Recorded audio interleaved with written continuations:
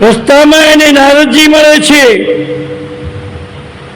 નારદજીને અટકાવે છે કે રસ્તામાં વાઘ વરુ તને ખાઈ જશે, ના જવાય. સાધનાના માર્ગમાં અટકાવનારા બહુ છે. તમે કોઈ સદકાર્ય કરવા નીકળો ત્યારે તમને અટકાવનારા બહુ હોય. તમે ગામડામાં રહો છો, એક છોડ હોય એ વધતો હોય તો આજુબાજુ નિંદામણ ઉગે, ઘઉં હોય કે બાજરી હોય કઈ બી હોય તો એ નિંદામણને કાપીએ તો એ છોડ સારો રહે. એમ તમે સાધના કરો ત્યારે લોકો અટકાવે તમને, એ નિંદામણ કહેવાય. નિંદા કરનારા પણ હોય, પણ એમાંથી તૈયાર થવાનું છે. તો કે છે ધ્રુવજી બધાના આશીર્વાદ લઈને નીકળે છે. પેલી સાલકી માં, સગી માં નથી ને, એના આશીર્વાદ લઈને નીકળે છે. એક વાત કહું, એક છોકરો હતો, તે એની માં ગુજરી ગઈ એટલે એનો બાપ બીજી પત્ની લાવ્યો. એટલે આ તો સાલકી માં થઈ, સગી માં તો છે નહીં.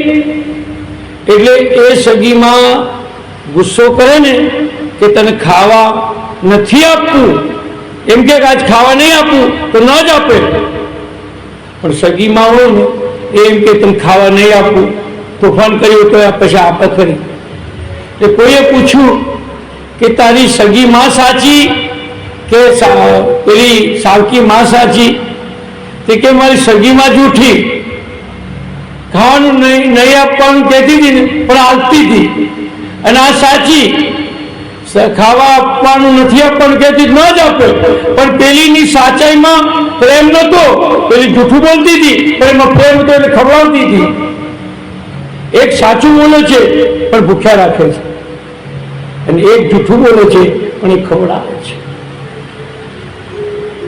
રામ પણ પોતે પણ સાવકી માં કૈકેયીને વનમાં જતી વખતે પણ આમ કરે છે. જનની કહે સુનો જનની સુત બળ ભાગી. હું તમને કહું નવાઈ લાગશે, મારી માએ મને જેટલો માર્યો છે એટલો કોઈએ કોઈના છોકરાને કોઈ માર્યો નહીં. બહુ માર્યો છે. હું બહુ તોફાની માણસ, વારથી ઝઘડો લઈને આવું એવો માણસ હતો. બહુ માર્યો, ગુંડો બની ગયો. મેં વ્યસન ના કર્યું, કશું ના કર્યું, એને માર્યો બહુ. પછી હું એક મોટા વિજયસિંહ સાહેબ સુરતમાં મોટા મનોવૈજ્ઞાનિક હતા. છેલ્લે પછી રાજકોટમાં એમની બદલી થઈ ગયેલી, સિવિલ હોસ્પિટલના હેડ ઓફ ધ ડિપાર્ટમેન્ટ માનસિક વિભાગના પ્રોફેસર. અને મેં કહ્યું સાહેબ હવે આ ઉંમરે પણ ટેન્શન આવે, મા બાપ યાદ આવે તો આપણે દુઃખ થાય, બીજું તો કંઈ યાદ ના આવે. પછી એક દિવસે રૂમ બંધ કર્યો એમને કે બેસો હવે તમે, તમારી મા વિશે મારે સાંભળવું છે.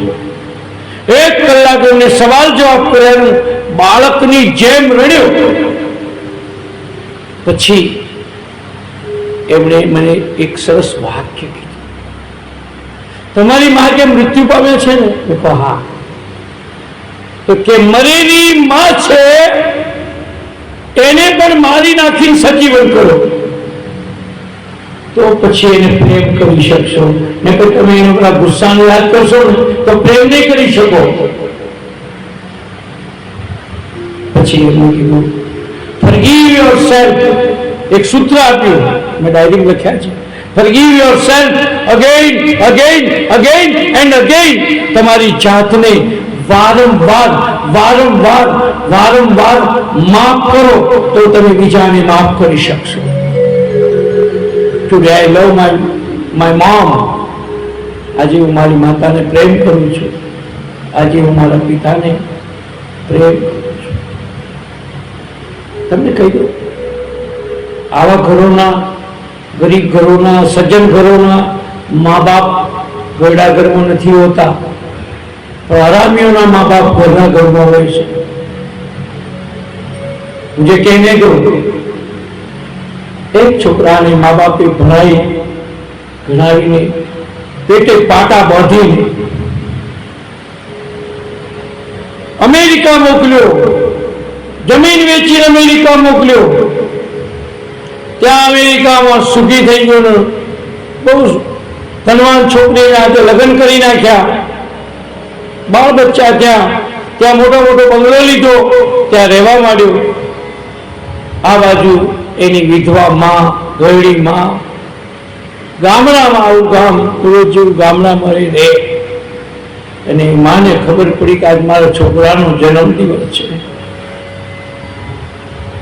એની માએ કોકને બોલાવી કે ભાઈ મારા છોકરાને ફોન કર. એટલે આપણા દિવસે ફોન કરી તો રાત હોય, એ બાપની ખબર નહીં. છોકરાને ફોન કરાયો એટલે છોકરાએ ફોન ઉપાડ્યો. મમ્મી તને ખબર નથી પડતી, અહીં હું મોટી ઓફિસમાં નોકરી કરું ને મારો આરામ કરવાનો ટાઈમ હોય, તને ભાન છે કે નહીં? મારી હું બગાડી નાખી, તું બેવકૂફ છે, તું પાગલ જેવી છે, તને કઈ સમજણ નથી, તું ગામડા જેવી રહી. આટલું બોલી બહુ ઠપકાર્યો માને. પછી મા વળન કે છોકરાની ઉંમર 40 વર્ષની હતી કે બેટા આજથી 40 વર્ષ ઉપર થઈ ગયા. 40 વર્ષ પહેલા મેં તને રાતના 12 વાગે જન્મ આપ્યો હતો ને, એ દિવસે મારી ઊંઘ નહીં બગડી હોય? તારી ઊંઘ તો બગડી, પણ તને આટલો મોટો કર્યો ને ત્યાં સુધી મારી ઊંઘ કેટલી બગડી છે. વેડામાંથી કોરામાં મેં તને સુવાડ્યો છે, ભૂલી જાઓ બીજું બધું, મા બાપને ભૂલશો નહીં, અગણિત છે ઉપકાર કદી વિસરશો નહીં. ધન ખર્ચ તો બધું મળશે, પણ મા બાપને પૈસાથી બધું મળે. માતા શત્રુ, કઈ માં શત્રુ? પિતા વેરી, જેને છોકરાઓને ભણાયા ન હોય એમના 8 સંતાનોને ભણાયા કરાયા, એને સેટ કરી દીધા. પછી લીલી વાડી જોઈને આ પાત્રો બે ગયા. અમે છે ને માણસ ચાલીએ છીએ, બહાર ફરીએ ને, એવા તો કેટલાય પોલીસ ઇન્સ્પેક્ટર અમારા ખંભાતમાં આગળ આવી ગયા, મારા ઓળખાણ હોય એમના ઘેરે જઈ ગયા, એમને દીકરાના લગ્નમાં જઈ આવ્યો, કોઈના વાસ્તુમાં ગયો, કોઈને દીકરીના લગ્નમાં જઈ આવ્યો.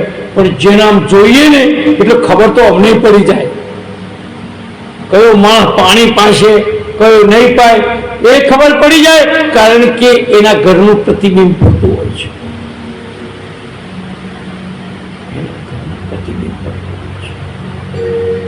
એ સંસ્કાર, આ ધ્રુવના પણ સંસ્કાર હતા. અને આશીષ લઈને ધ્રુવજી વનમાં જવા નીકળે છે. વનમાં કોને જવું જોઈએ વિજયસિંહ બાપુ? કોને વનમાં જવું જોઈએ કહું? ના, એક સરસ વાત કહું. યશ ગૃહે માતા નાસ્તિ, જેને ઘેર માન હોય નહીં, પત્ની અપ્રિય બોલનારી હોય તો, તમારો તો બધા પત્નીઓ સારી સીધી છે બધી. યશ ગૃહે માતા નાસ્તિ હાર્યા ચપરી વાદિની યશ વને ગંતવ્યમ, એને વનમાં જવું જોઈએ. યથા વનમ તથા ગૃહમ, એના માટે ઘર, ભાઈ છોકરી બધી બહેનો મારે મળવું પડશે, એના માટે ઘર અને વન બે સરખા છે.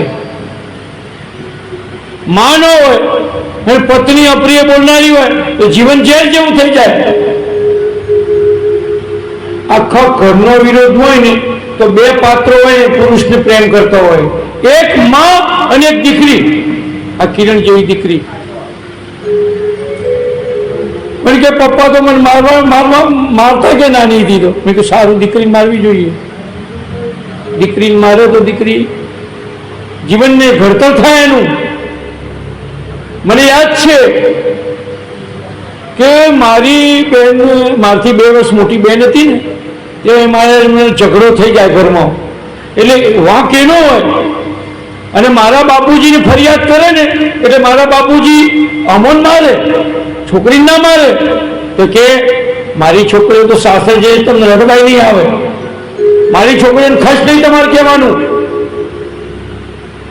આ પિતા, મારી એક બેન તો પિતાજીને